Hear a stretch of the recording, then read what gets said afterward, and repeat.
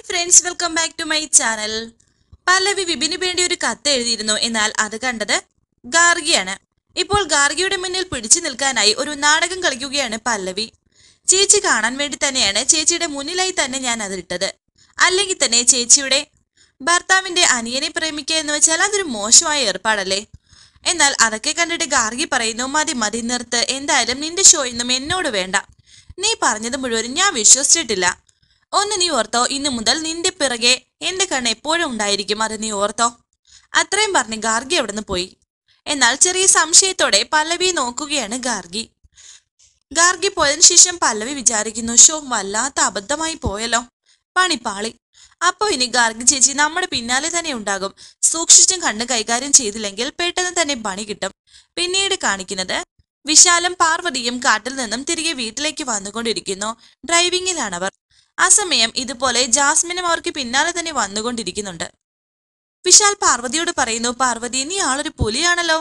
ആ നാഗരാജാവിന്റെ മുന്നിലെ എത്ര ധൈര്യത്തോടെ നീ കൈനീട്ടി കൊടുത്തത്. ശരിക്കും ആ നേരത്തെ ഞാനാക്കി പേടിച്ചു പോയിരുന്നു. പാർവതി പറയുന്നു, അത് നാഗരാജാവാണെന്ന് വിശാൽ സാറിന് ബോധ്യമായല്ലോ അല്ലേ. സാധാരണ സർപ്പമാണെങ്കിൽ പാർവതിക്ക് കൊലിച്ച് സമ്മാനിക്കുവോ?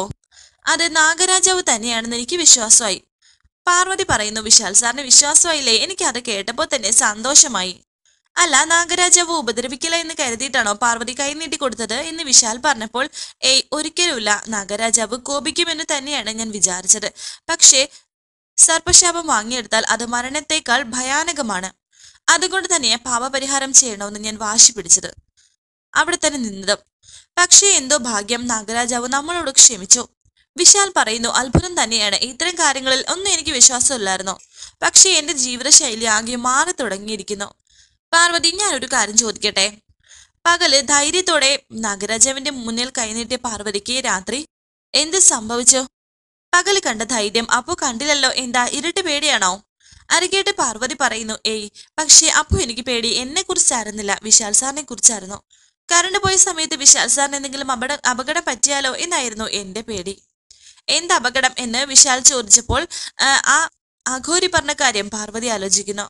എന്ത് അപകടം ഉണ്ടാവുമെന്നാ പാർവതി കരുതിയത് എന്ന് വീണ്ടും വിശാൽ ചോദിച്ചപ്പോൾ പാർവതി പറയുന്നുണ്ട്, അത് കാടല്ലേ സാർ, കാട്ടില് ധാരാളം ഇഴജന്തുക്കൾ ഉണ്ടാവില്ലേ, അങ്ങനെ എന്തെങ്കിലും വന്ന് ഉപദ്രവിച്ചാലോ എന്ന് കരുതിയാ ഞാൻ സാറിനോട് പെട്ടെന്ന് കാറിൽ കയറാൻ പറഞ്ഞത്. ഓ അത് ശരി, എന്റെ കാര്യത്തിൽ ഒരു കരുതലാണല്ലേ എന്ന് വിശാൽ പറഞ്ഞപ്പോൾ പാർവതി പറയുന്നു, ഞാൻ എന്നും വിശാൽ സാറിനെ എന്റെ കൃഷ്ണമണി പോലെ സംരക്ഷിക്കും. സാറിന് ഒരാപത്തും വരാതെ കാക്കേണ്ടത് എന്റെ കടമയാണ്, അത് എന്റെ ഉത്തരവാദിത്വമാണ്, എന്റെ ജന്മ ഉദ്ദേശം പോലും അതാണ്. അങ്ങനെയാണ് ഞാൻ വിശ്വസിക്കുന്നത്. ആ സമയം വിശാൽ പാർവതിയോട് പറയുന്നു, പാർവതി നമുക്ക് ഇങ്ങനെ ഇരുന്നാ മതിയോ, നമ്മുടെ ഇടയിലേക്ക് ഒരാളും കൂടി വരണ്ടേ, ഒരു ജൂനിയർ വിശാൽ, അല്ലെങ്കിൽ ഒരു ജൂനിയർ പാർവതി.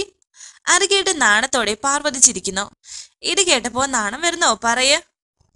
പാർവതിക്ക് ആൺകുഞ്ഞിനെയാണോ അതോ പെൺകുഞ്ഞിനെയാണോ ഇഷ്ടം എന്ന് വിശാൽ പറഞ്ഞപ്പോൾ പാർവതി പറയുന്നു, ഉദയനൂരമ്മ അനുഗ്രഹിച്ചു തരുന്നത് ആണായാലും പെണ്ണായാലും നമ്മളത് സന്തോഷത്തോടെ സ്വീകരിക്കും, അതല്ലേ ചെയ്യേണ്ടത്. ശേഷം കാണിക്കുന്നത് സുശീലയാണെങ്കിൽ ഇതേ സമയം വീട്ടിൽ മേക്കപ്പ് ഇട്ടുകൊണ്ടിരിക്കുന്നു. ശേഖർ കോഫിയുമായി അവിടെ എത്തി. ഇത് കണ്ട് സുശീല പെട്ടെന്ന് അവിടെ നിന്ന് എണ്ണീറ്റിട്ട് പറയുന്നു, തട്ടി തടഞ്ഞ് എവിടെയെങ്കിലും വീഴും. വീഴാതെ ഞാൻ നോക്കിക്കോളാം ദാ എന്ന് പറഞ്ഞ് ശേഖർ സുശീലയ്ക്ക് നേരെ കോഫി നീട്ടി. ഇവിടെ ഇതൊക്കെ ചെയ്യാൻ നിങ്ങൾ മാത്രമേ ഉള്ളൂ, ആ പാർവതി എവിടെ എന്നെ സുശീല പറഞ്ഞപ്പോൾ ശേഖർ പറയുന്നു, ഇവിടെ ഓരോരുത്തരും അവരവരുടെ തിരക്കിലല്ലേ, അതുകൊണ്ടാ ഞാൻ തന്നെ എന്റെ കൈകൊണ്ട് കോഫി ഉണ്ടാക്കിക്കൊണ്ട് വന്നത്. കണ്ണിന് കാഴ്ചയില്ലാത്ത താനൊരു കോഫി ഉണ്ടാക്കിയാൽ എങ്ങനെയുണ്ടാവുമെന്ന് ആർക്കറിയാം, ഇത് വായി വെച്ച് കുടിക്കാൻ പറ്റുമോ എന്നൊക്കെ സുശീല ചോദിക്കുന്നു. അല്ല, നിങ്ങൾ എങ്ങനെയാ ഇത് ഉണ്ടാക്കിയതെന്നും ചോദിക്കുന്നുണ്ട്. മോളെ, കാപ്പി ഉണ്ടാക്കേണ്ട സാധനങ്ങൾ കയ്യിൽ കിട്ടിയാൽ അത് മണത്ത് നോക്കും. പഞ്ചസാര പൊടിയുടെ അടുത്ത് തന്നെ ഉണ്ടാകും കാപ്പിപ്പൊടി, പിന്നെ പാല് ഫ്രിഡ്ജിലും. ഒന്ന് തപ്പിയാൽ പാത്രവും സ്റ്റൗവും കിട്ടും. പിന്നെ കാപ്പി റെഡി, കാപ്പി നന്നായിരിക്കും മോളെ എന്ന് ശേഖർ. അല്ല, ഇയാളെന്തിനാ ഈ ആവശ്യമില്ലാത്ത ജോലി ചെയ്യുന്നത്, കണ്ണ് കാണില്ലെങ്കിൽ എവിടെയെങ്കിലും പോയി ഇരുന്നാ പോരെ എന്ന് സുശീല പറഞ്ഞപ്പോൾ ശേഖർ പറയുന്നു, അതൊന്നും സാരമില്ലെന്നേ, ഇത് എന്റെ ഒരു സന്തോഷമല്ലേ. എന്നാ ശരി, ഇത് കോഫി തന്നില്ലേ, എന്നാ പിന്നെ പോവാൻ നോക്ക് എന്ന് സുശീല പറയുന്നു. ശേഖർ പോകുന്നു. ആ സമയത്താണ് സുശീലയ്ക്കൊരു ഫോൺ വന്നത്. ഫോണുമായി പുറത്തേക്ക് പോവുകയാണ് സുശീല. ഈ സമയം കൊണ്ട് ശേഖർ അവിടെ നിന്നും എന്തോ ഒരു സാധനം എടുത്തോണ്ടാണ് പോയത്. ഫോൺ വിളിച്ചു കഴിഞ്ഞിട്ട് സുശീല അകത്തേക്ക് വന്ന് ആ ചായ കുടിച്ചു നോക്കുന്നു. നല്ല ചായ എന്ന മട്ടിൽ ആ ചായ ആസ്വദിച്ചു കുടിക്കുകയാണ് സുശീല. ഈ സമയം വിശാലും പാർവതിയും വീട്ടിലേക്ക് എത്തിയിരിക്കുന്നു. താനേ നല്ല ഉറക്കമായിരുന്നല്ലോ എന്ന് വിശാൽ പാർവതിയോട് പറഞ്ഞപ്പോൾ പാർവതി പറയുന്നു, ഇടയ്ക്ക് ഞാനൊന്ന് മയങ്ങിപ്പോയി. ഉറക്കം മാറിയില്ലെങ്കിൽ നിന്നെ ഇവിടുന്ന് ബെഡ്റൂം വരെ ഞാൻ തൂക്കിയെടുത്തോണ്ട് പോട്ടെ എന്ന് വിശാൽ പറഞ്ഞപ്പോൾ ചിരിച്ചുകൊണ്ട് പാർവതി പറയുന്നുണ്ട്, ഏയ് അതൊന്നും വേണ്ട എന്ന്. എന്താടോ തനിക്കൊരു നാണം, ഞാനല്ലേ എടുക്കുന്നത് എന്ന് വിശാൽ പറയുന്നു. എന്നാ അത് വേണ്ട എന്ന് പാർവതിയും. വാടോ പോവാം എന്ന് പറഞ്ഞ് പാർവതിയുടെ തോളിൽ കൈയിട്ടുകൊണ്ടാണ് വിശാൽ അകത്തേക്ക് പോകുന്നത്. തൊട്ട് പിന്നാലെ തന്നെ ജാസ്മിനും വന്നിട്ട് ഇവരുടെ ഈ പോക്ക് കണ്ട് മനസ്സിൽ വിചാരിക്കുകയാണ്, അമേരിക്കയിൽ പഠിച്ചു വളർന്നവന് എങ്ങനെ ഈ പട്ടിക്കാട്ട് പെണ്ണിനോട് ഇഷ്ടം തോന്നി? ഇവളെ എങ്ങനെ അക്സെപ്റ്റ് ചെയ്യാൻ പറ്റുന്നു? കഷ്ടം തന്നെ, അവളുടെ ഒരു പ്രേമം. എല്ലാം ഞാൻ അവസാനിപ്പിക്കും, ഇവളെ ഏത് വിധേനയും ഇവരിൽ നിന്നും ഞാൻ അകറ്റിയിരിക്കും. വിശാൽ, നീ എന്റേതാണ്, നിന്നെ ഞാൻ സ്വന്തമാക്കിയിരിക്കും. പിന്നീട് കാണിക്കുന്നത് രാവിലെ ശേഖറിന്റെ മുറിയിലേക്ക് വന്നിരിക്കുകയാണ് പ്രഭാവതിയും പ്രതാപനും. ശേഖറാണെങ്കിൽ ഒരു വിശറി കൊണ്ട് വീശിക്കൊണ്ടിരിക്കുന്നു. ഇവിടെ ഇരുന്ന് വെൺചാമരം വീശുവായിരിക്കും എന്ന് പ്രതാപൻ പറഞ്ഞപ്പോൾ ശേഖർ പറയുന്നു, ആരാ അത്? പ്രഭാവതിയും പ്രതാപനും. ഞങ്ങളാണ് എന്ന് പ്രതാപനും പറയുന്നു. ഓ, നിങ്ങളായിരുന്നു, എന്താ കാര്യം എന്ന് ശേഖർ പറഞ്ഞപ്പോൾ പ്രഭാവതി പറയുന്നു, ചന്ദ്രമുത്തശ്ശന്റെ സുഖവിവരം ഒന്ന് അന്വേഷിക്കാൻ വന്നതാണ്. മുത്തശ്ശന്റെ സുഖമാണോ? ഈശ്വര കടാക്ഷം കൊണ്ട് സുഖം തന്നെയാണെന്ന് ശേഖർ പറയുന്നുണ്ട്. അന്ന് അള്ളുകേറിയ കാലിന്റെ പരുക്ക് എങ്ങനെയുണ്ട്? അല്ല, പാർവതി മരുന്ന് വെച്ച് കെട്ടിയെന്നൊക്കെ അറിഞ്ഞു. ഇപ്പൊ എങ്ങനെയുണ്ട്? ഉണങ്ങിയോ? കാലിലെ മുറിവ് ഉണങ്ങിയാലും അതിന്റെ നീർക്കെട്ട് കയ്യിലേക്ക് ബാധിക്കും. അങ്ങനെ വല്ലതുണ്ടോ എന്ന് പ്രതാപൻ പറഞ്ഞപ്പോൾ ശേഖർ മനസ്സിൽ വിചാരിക്കുന്നുണ്ട്, കൊള്ളാം, എന്റെ കയ്യിലെ തൃശൂലടയാളം കാണാനാണ് രണ്ടുപേരും കൂടി എത്തിയിരിക്കുന്നത്. എന്താ മുത്തശ്ശ? പ്രതാപൻ ചോദിച്ചത് കേട്ടില്ലേ? മുറിവ് കരിഞ്ഞോ? കയ്യിലേക്ക് നീർക്കെട്ട് വല്ലതും ബാധിച്ചോ എന്ന് പ്രഭാവതി പറഞ്ഞപ്പോൾ ശേഖർ പറയുന്നു, ഏയ് അതിന്റെ നീർക്കെട്ടും അതിന്റെ പ്രശ്നങ്ങളൊന്നും എനിക്കില്ലെന്നേ. എവിടെ നോക്കട്ടെ എന്ന് പറഞ്ഞ് ശേഖരന്റെ കൈ പിടിച്ച് നോക്കാൻ ശ്രമിക്കുകയാണ് പ്രതാപൻ. ഷർട്ട് ഫുൾ സ്ലീവ് ഇട്ടല്ലേ നടപ്പ്, പിന്നെ എങ്ങനെ കാണാനാ എന്ന് പ്രഭാവതി പറയുന്നുണ്ട്. പ്രതാപൻ നോക്കാൻ തുടങ്ങുന്നു. ആ സമയം ആ മുറിക്ക് പുറത്ത് വന്ന് നോക്കുകയാണ് ഗാർഗി. മാത്രമല്ല, കാഴ്ചയില്ലാത്ത മുത്തശ്ശൻ അത് എങ്ങനെയാ കാണുന്നത് എന്നും പ്രഭാവതി പറയുന്നു. എന്താ ചേച്ചി, ഫുൾ സ്ലീവ് അഴിച്ച് നോക്കിയാ പോരെ എന്ന് പ്രതാപൻ പറഞ്ഞപ്പോൾ ശേഖർ പറയുന്നു, അതൊക്കെ എന്തിനാ, എനിക്ക് കുഴപ്പമൊന്നുമില്ല, ഞാൻ പറഞ്ഞില്ലേ അത് പോരെ. മുത്തശ്ശ, അതേ ബട്ടൺസ് ഇളക്കണം, അത് ഇളക്കിയേ തീരൂ. ചേച്ചി പറഞ്ഞതുപോലെ ചന്ദ്രമുത്തശ്ശന് കണ്ണ് കാണാത്തോണ്ട് അവസ്ഥ എന്താണെന്ന് അറിയില്ലല്ലോ. അങ്ങനെ ആ ബട്ടൺസ് ഇളക്കി നോക്കാൻ തുടങ്ങുകയാണ് രണ്ടുപേരും കൂടി. എന്തിനാ മുത്തശ്ശ കൊച്ചു പിള്ളേരെ പോലെ ഇങ്ങനെ ബലം പിടിക്കുന്നത് എന്നൊക്കെ പ്രതാപൻ പറയുന്നുണ്ട്. അങ്ങനെ ആ ഷർട്ടിന്റെ ബട്ടൺസ് അഴിച്ചു മാറ്റി കൈ നോക്കുകയാണ് പ്രതാപൻ. അപ്പോൾ അവിടെ ഒരു ശൂലത്തിന്റെയും അടയാളമില്ല. പെട്ടെന്ന് ശേഖർ മനസ്സിൽ വിചാരിക്കുന്നു, സുശീലയുടെ മുറിയിൽ കയറിയിരുന്നല്ലോ. അപ്പോൾ അവിടെ നിന്നും സുശീലയുടെ മേക്കപ്പ് സാധനം എടുത്തോണ്ടായിരുന്നു ശേഖർ ഇറങ്ങിയത്. ആ മേക്കപ്പ് സാധനം ശൂലത്തിന്റെ മുകളിലായി പുരട്ടിയിരുന്നു. അത് കാരണം ആ തൃശൂലം കാണാൻ സാധിച്ചില്ല. പ്രതാപനോട് ശേഖർ ചോദിക്കുന്നു, എന്താ നീർവീഴ്ച ഉണ്ടോ എന്ന്. ഇല്ല എന്ന് പ്രതാപൻ പറഞ്ഞപ്പോൾ ശേഖർ പറയുന്നു, ഞാൻ പറഞ്ഞില്ലേ എനിക്ക് കുഴപ്പമൊന്നുമില്ലെന്ന്. അടുത്തത് താടിയും മീശയുടെയും കാര്യത്തിലാണ് പ്രതാപന്റെ സംശയം. ഇതൊക്കെ ഒന്ന് ട്രിം ചെയ്ത് വെച്ചൂടെ എന്റെ മുത്തശ്ശ എന്ന് പറഞ്ഞ് മുത്തശ്ശന്റെ താടിയിൽ പിടിക്കുകയാണ് പ്രതാപൻ. പ്രതാപ, വേണ്ട, മതി, പഴയതുപോലെ ആ ബട്ടൺ ഇട്ട് കൊടുത്തേ എന്ന് പ്രഭാവതി പറയുന്നു. ഇതെല്ലാം ഗാർഗി ശ്രദ്ധിക്കുന്നുണ്ടായിരുന്നു. അറിയാതെ പോലും അപരന്റെ വീഴ്ചയിൽ ആനന്ദിക്കരുത്.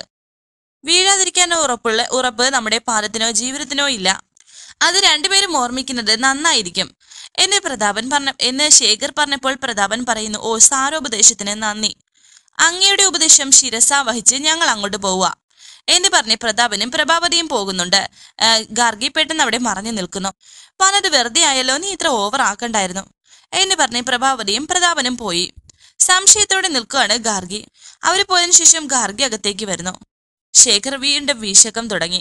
മുത്തശ്ശ, അമ്മയും മംഗളും ഇവിടെ നടത്തിയ പ്രകടനം ഞാൻ കണ്ടു. അവര് പറഞ്ഞതേ കള്ളമാണ്. മുത്തശ്ശന്റെ കയ്യിൽ നല്ല നീരുണ്ട്.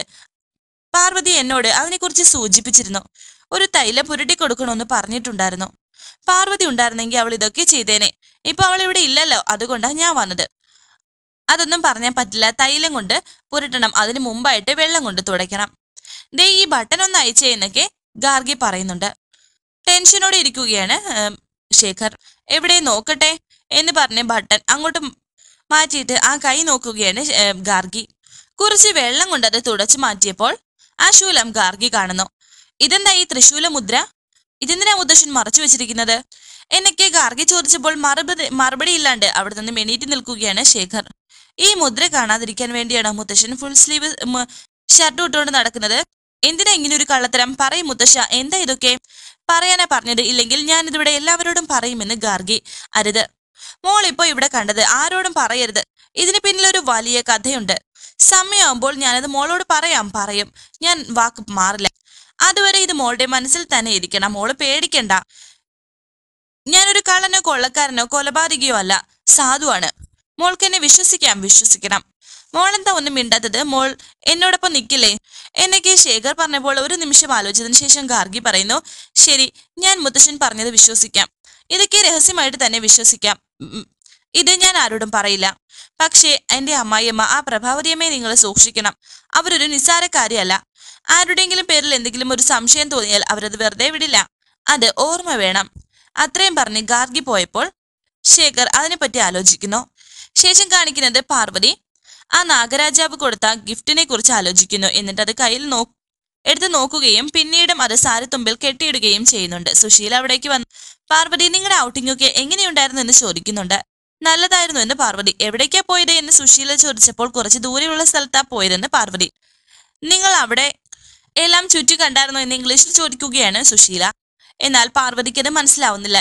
എന്താ എന്ന് ഒന്നുകൂടി പാർവതി ചോദിച്ചപ്പോൾ, ഓ, പാർവതിക്ക് ഇംഗ്ലീഷ് അറിയില്ല അല്ലേ എന്ന് സുശീല പറയുന്നുണ്ട്. അതുകൊണ്ടാണല്ലോ ഞാൻ എടുത്തു ചോദിച്ചത്. പാർവതിക്ക് ഈ ലോകത്തിലെ മുഴുവൻ ഭാഷകളൊന്നും അറിയില്ലല്ലോ. അതുകൊണ്ട് അറിവില്ലായ്മ അപ്പച്ചിക്കും ഉണ്ട്. അറിവില്ലായ്മ ഒരു കുറ്റമല്ല അപ്പച്ചി. അത് പോട്ടെ, അപ്പച്ചി എന്തായിരുന്നു ചോദിച്ചേ എന്നെ പാർവതി ചോദിക്കുന്നുണ്ട്. നിങ്ങൾ പുറത്തെവിടെയെങ്കിലും റൂം എടുത്ത് താമസിച്ചോ എന്നാണ് ഞാൻ ചോദിച്ചത് എന്ന് സുശീല പറഞ്ഞപ്പോൾ പാർവതി പറയുന്നു, അല്ല, അത് മാത്രം അപ്പച്ചിക്ക് അറിഞ്ഞാൽ മതിയോ? അല്ല, എല്ലാം മൊത്തം ഒന്ന് വിശദമായി പറയുന്നു സുശീല. അത് കേട്ട് ദേഷ്യത്തോടെ പാർവതി സുശീലയോട് പറയുന്നു, അപ്പച്ചി നിങ്ങൾക്ക് താണല്ലേ?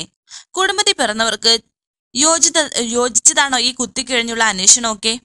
ഭാര്യ ഭർത്താക്കന്മാരാവുമ്പോ പുറത്തു പോകും. അവർ തമ്മിൽ പല സ്വകാര്യതകളും ഉണ്ടാകും. അത് ചോദിച്ചറിയാൻ നിൽക്കുന്നതേ തൊലിയുളുപ്പില്ലാത്തവരാ. അന്തസ്സുള്ള ഭാര്യ ഭർത്താവ് അവരുടെ ജീവിത രഹസ്യം മറ്റാരോടും പറയില്ല. അത് കേട്ട് ചമ്മിനാറെ നിൽക്കുകയാണ് സുശീല. വരാനിരിക്കുന്ന പുതുപുത്തൻ എപ്പിസോഡുമായി വീണ്ടും കാണാം. Thank you for watching. Please subscribe, like, share my channel.